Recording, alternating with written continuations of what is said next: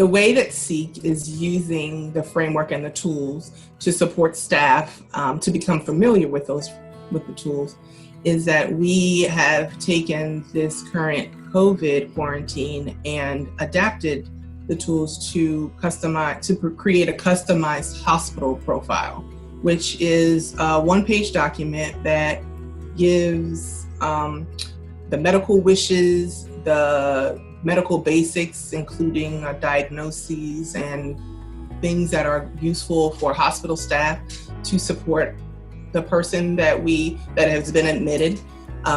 It also includes medication information, pharmacy information, any allergies or adverse reactions a person may have, and it also includes legal information that a person may have in their file, as well as contact information for important people in their lives. So we basically took the tool, customized it, but used the same framework and tools. We used the one-page profile as the first front page, just because if a person has an extended stay in a hospital, we really want hospital staff to know who that person is.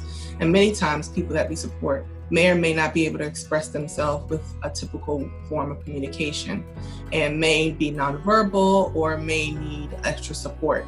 And so we wanted to make sure we recognize their humanity by continuing to use that one-page profile and showing what their interests are.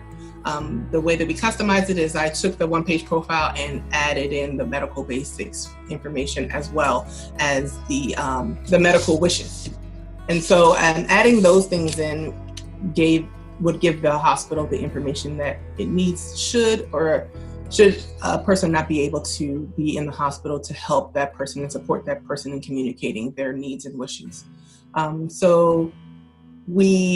I created 2 video trainings for our supported living team, which is our residential supports. And we spoke with a handful of our team coordinators, and those are the people who are supervising our teams that are boots on the ground and in people's homes right now. And we did about a 1-hour recording to help familiarize them with the tool. They had not been introduced to the framework prior to this, so I needed to give them some kind of introduction. And we recorded it so that they could go back to it and use that same recording for the DSPs that they supervise.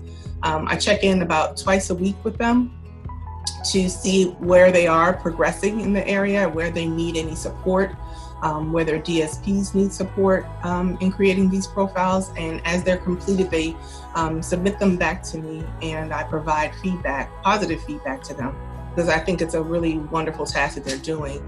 So I want to make sure that they are doing their best and really feeling encouraged about the process.